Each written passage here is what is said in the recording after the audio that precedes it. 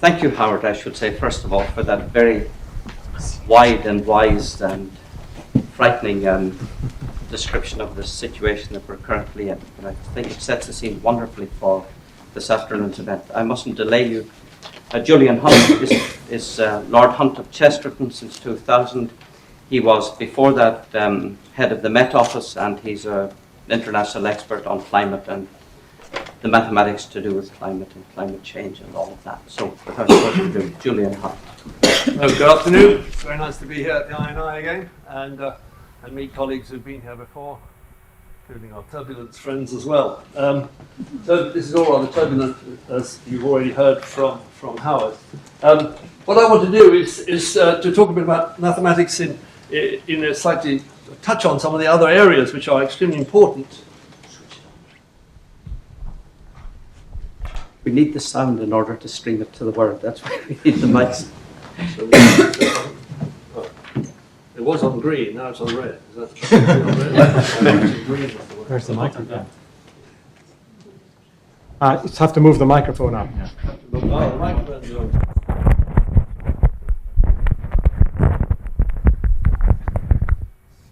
But what I want to say was that mathematics is well known in terms of climate and weather for the process of prediction, which of course Cambridge was the place where L.F. Richardson learned mathematics, and of course as you know the story, he tried to write his thesis at King's on approximate methods of mathematics. They sent it around to Trinity, and Trinity said, this is approximate mathematics, we don't have anything to do with this. And so Cambridge didn't, as it were, wasn't the place where it all happened. It was University College, though University College doesn't recognize this in any of its history. But that's another point. And then he published a famous paper on the numerical methods of solving partial differential equations, 1910, rejected 3 times by the Royal Society, nothing new there, and so on. And that's where we got to.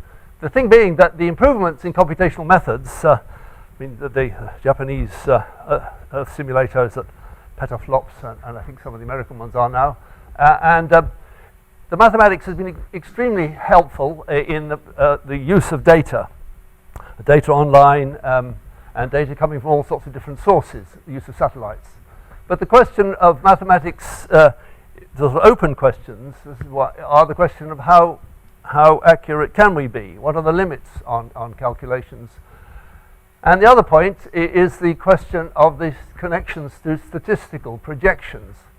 One of the points about climate change was that it was interesting, until about the middle 90s, there was almost as many people doing climate science, just doing statistical projections, as there were doing numerical calculations. And we had very, very many interesting meetings, and essentially, finally the statisticians, as it were, realized that climate in the future is not the same as climate in the past, and therefore statistics may not be so marvelous. But there are obviously aspects of phenomena which will be the same. River flows are an example. The other area, of course, where mathematics, I'm going to give you some pictures in a minute, is the question of subgrid physical processes, the edges of clouds and boundary layers and sheets. And then the interesting question of how can we, with mathematics, find out the variability of models. At the moment, there's a sort of kind of an imperialistic approach to modeling that everybody assumes all over the world the weather is like it is in sort of Russia, where they measured the boundary layer, or Salisbury Plain, where they did diffusion, or America, where they studied turbulence in Kansas. It's actually rather different on the equator, but actually the modeling and the parameterization is the same, which is one of the reasons why we're trying to set up an Asian climate research network for Asian people who jolly well know that their weather is different, but aren't able to get papers published saying my weather is different. But the final point, which we're not allowed to talk about in the West and in China, which scientifically is often part of the West, is the question of really difficult multi-physics problems of earthquakes, which are really the detection of earthquakes and how that relates, which is of course extremely important to risk that we'll talk about, to the physics of the ocean.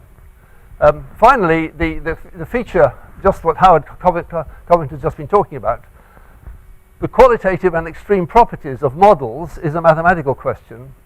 And one of the ways, of course, of understanding it mathematically is to reduce these very complex models to simpler mathematical models and look at those properties. It is very interesting that our economist friends, like the famous report of Lord Stern, they weren't satisfied until they produced an analytical solution for the effect of climate on the economy. Now, no climate scientist says, I must reduce this to an analytical solution. But you go to lectures of economists, they all say, oh, I had an exact solution. It sounded like fluid mechanics in about 1965. But actually, it's a very important way of teaching people about the implications, because if you have an analytical model, you know what happens if you multiply the input by 2, whereas if you have a computer model, you have no idea. You have to sort of go spend another 3 months calculating it.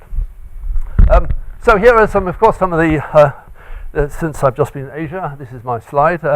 So you see here, of course, these great orange things are the earthquakes, the natural hazards. And then you have these great hurricanes. And the interesting thing about the blue area, of course, on the equator, is that Coriolis forces are 0 here. So you don't have cyclone hurricanes here, but actually you have anomalous sea level rise, which is associated with currents along that, which is the areas here are going to see the sea level rise first. And of course, in the Philippines and Indonesia, you have every possible geophysical effect: earthquakes, volcanoes, landslides, hurricanes, and so on. And I want to touch back on that in a moment. And here is a recent hurricane, and the interesting point, or cyclone, as they call it in India. This is the one, in fact, of India just last year. But an earlier one a year ago, which was interesting, the one that hit Burma in 2010. The track of the hurricane was analysed very accurately. Went up here, it turned around, and it hit Burma, and many hundreds of thousands of people were drowned there. Though the forecast was absolutely accurate. So the question then was, the communication was quite inadequate. And one of the important things is science is no good unless you communicate it. And this, in fact, is the story of cyclones or hurricanes. In the year 1990, it's rather interesting. At that time, the Americans wrote textbooks saying the accuracy of the prediction of hurricanes will increase, or the errors will decrease, by 1% per year. I gave a lecture, and at the back of the room, I'm sure there'll be a person at the back of the room who said, I think you could do a lot better than the current method. And that was Johnny Chan of Hong Kong. He came and spent 3 weeks in the Met Office. He changed about 10 lines of code, and the error was reduced by 30% in about 3 months. So it was a question of the physics of this. But you can still see, and everybody uses those methods now, and the miracles. So now within 24 hours, you can predict a hurricane to within up by 120 kilometers. However, you still can't predict the strength, and the predictions of strength is still very, very, very weak. And the question of the precipitation associated with hurricanes as they come ashore, as there was recently in Taiwan, remains a challenge. And the question of interaction of oceans and atmosphere. In fact, one of the best accounts of what happens when a hurricane hits the shore was published by my predecessor, Admiral Fitzroy, first head of the Met Office. He wrote a very good book, The Weather Book, 1863. Strongly recommend it. Well, we just had the story from Howard about the likely trend, and the important point, of course, is that these models, in terms of policy, provided targets. They said, unless this is the target of the reduction of emissions if you want to keep it to 2 degrees. This is the consequence of if you keep going. At the moment, as I say, we're on this sort of business as usual curve, and it's going to be required some astonishing sort of policy change. Of course, there's a little bit of hope from the meetings in Durban last year, when finally China, of course, agreed that they would use international greenhouse gas targets after 2020, and join the international framework. So we're really all having our fingers crossed between 2015 and 2020 to see whether that international project actually works out. Now, the other thing which I did mention about the question of public information. So recently I was in the House of Lords Library, and somebody came up and said, oh, Julia, no climate change. Met Office says the temperature's the same last year as this year. You know, what are you all talking about? The usual greeting, you know. And and the point really is, it's the fault of the climate scientists, completely in my view, that they have been very unwise in presenting a single graph in the executive summary of the IPCC. And that graph was a graph of the average of the surface temperature over the land and the sea. And during the last 10 years, there's been unusual cooling of the Pacific, the southeastern Pacific. And so this graph was flat. So I spoke to an American congressman, Congressman Markey, who represents Cambridge, Massachusetts. There's a lot of scientists in Cambridge, Massachusetts. And I said, well, how come you guys didn't pass a bill on climate change? Well, he said, gee, everybody said to us the climate is not changing. So I said, didn't you look at the graph, an American graph, showing that the temperature of the land areas is rising very, very steadily? Gee, nobody showed me that graph, he said. This is the congressman for Cambridge, Massachusetts. I'm sure the MP for Cambridge, England, as we know, it knows all about these things. But that's another story. But the important point really is that there are several factors needed to explain climate change, as indeed Howard Covington was just saying. And if you look at the sea surface temperature, that's been rather flat, but over the land it's been rising. And most importantly, the deep ocean has been rising. And that's why probably the best overall figure, this is the one that should almost be at the front of the IPCC, is the rising sea level, because that really is an integrated long-term effect. Now, again, Howard referred to the fact that there are qualitative changes. This is one of the most interesting things, and where mathematics, I believe, needs to, can already give us some inklings, and more maths could tell us more, is this question of what is the probability of having so-called blocks. Now, the essence of civilization really is that the weather next week is different to the weather today, or the weather next month. Civilization stops if the weather next month is always the same as this month, because if it's hot, it's always going to be very hot or cold, and these rapid changes are very important. And what we're seeing in the computer models and in the projections is that we're going to be having very long periods of static same conditions, either very cold or very hot, and sometimes very, very, very rainy. And this came off the computers in France, who were looking at all the different computer models. So you see, normally the probability of a static condition, a blocked condition, for 12 days, 16 days decreases. That's the current sort of weather patterns. And this was really, in my view, one of the first sort of quantitative measures to show you a really big qualitative change that would happen. And so the danger of this for agriculture, for flooding, is enormous. Now, this graph, you might imagine, was the key graph to show people the climate is changing. You might have expected this graph to be in the IPCC, but you would have been wrong. Because why? It was published in French. I have verified this with various people. So we have a bit of a problem there. Now the other, this is a bit of math stuff, but what I wanted to say was one of the really extraordinary features of the atmosphere of the ocean is you have these layers which are extremely sharp. But computer models find them very difficult to compute exactly.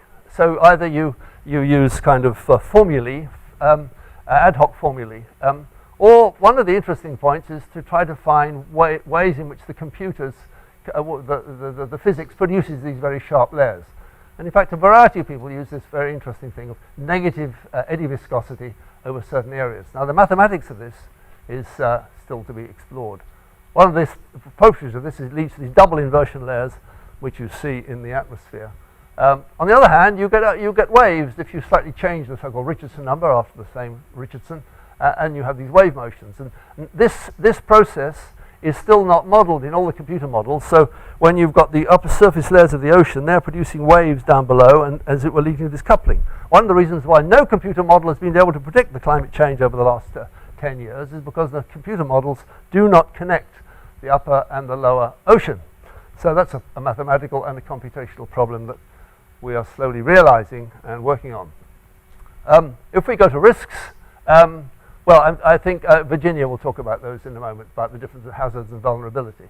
But the point is that that society is vulnerable, not just because of the physical nature of it, but the point was made by the insurance industry in London, who until Hurricane Katrina, most of their estimates of the losses were associated with physical damage and so on.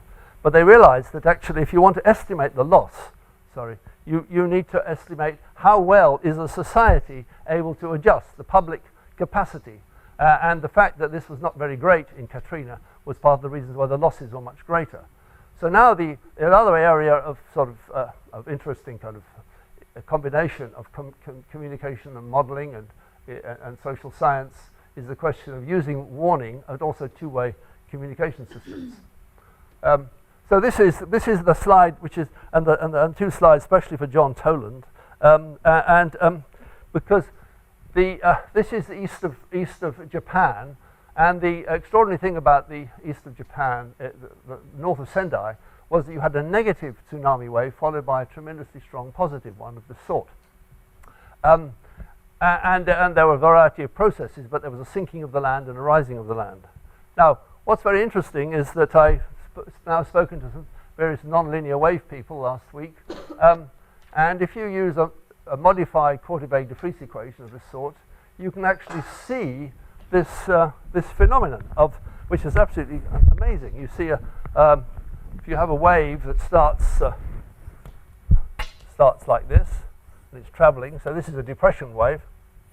Because this always goes faster, this then turns into a wave that goes like that, and then naturally the higher one grows and you have a wave that goes like that. So the interesting point, which is some geologists at UCL pointed out to me, if you are just at the point, your beach or your island, where the positive wave turns into your negative wave turns into the positive wave, then you get this astonishingly anomalous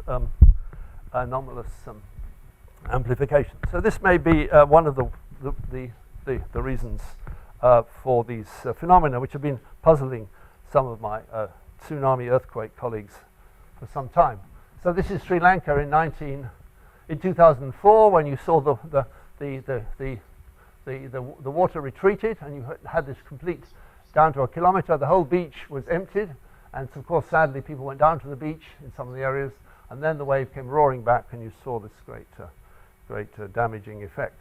So this is an example, really, where understanding the physics of extreme events is very important. The other problem is, how do you tell people that something is dangerous when first of all it looks safe and then it becomes more dangerous? So all the illustrations of warnings are still of the form like this, a great big wave, but actually this is what happens. It's a two-way process of going down and then going up. And of course many of the people had much bigger damage because of destruction of coral reefs. I was going to just say a couple of things about I've gone too long. I've been very interested in the dramatic changes that take place in the climate of cities when you have cities like this in Hong Kong, where the tallest buildings are now 400 meters. I'm sure some of you physicists will notice something extraordinary here. Here's a tall building, and here's a tall building, and this is midday, and this is rather hot, and this is still rather cool, because this is steel and glass and it warms up, and this is concrete and it's rather slow. But at night time, the reverse happens. This becomes cool very quickly, it radiates heat. So you have the big problem in Hong Kong, these cities, how does these cities circulate? So if you have a curious inhomogeneous or heterogeneous types of building types, you get these extraordinary thermal circulations. Otherwise, already the pollution is very serious. So that's the kind of climate change, as it were, geometrical changes that we need to consider. And I was just going to show you this slide to show you that one of the things about trying to understand these extremes, as they are in Hong Kong, is that if you use very complicated models, current models, none of them can calculate a simple thing like an inversion layer. And Herbert Upper knows about this over his work on these sort of these kind of flows. And in fact, if you use sort of part 1b kind of solutions, then you can tell the aeroplanes when they're going to be in trouble. They've been using American computer models for which we told them in the Met Office was wrong 20 years ago, and now they realize that the computer models cannot give you the answer quickly, which is what you'll have in a disaster, and they can't give it to you when you've got these very thin layers. So you need to have good maths of these thin layers embedded within computer models. That's a problem to be done. And finally, I just wanted to say this question of highly adaptive models to enable people to provide information and then you to give them better warnings. And the most remarkable example is there's a new organization called NOAA, not to be confused with American NOAA. This is NOAA in the Philippines, and I wrote an article about this in the Asian newspapers recently. So there they get everybody everybody should keep their mobile phone going during disasters, and you should report back to the center as to where the flood, whether it's reached your ankles or your knee or your stomach or whatever. And the fact is that flooding through a city is a chaotic process because of trees or buildings or collapses, so they can't predict it. But if everybody's sending in the information, you can then predict how this is happening. And I think that was my final. So this is this question of public information. Okay, thank you very much.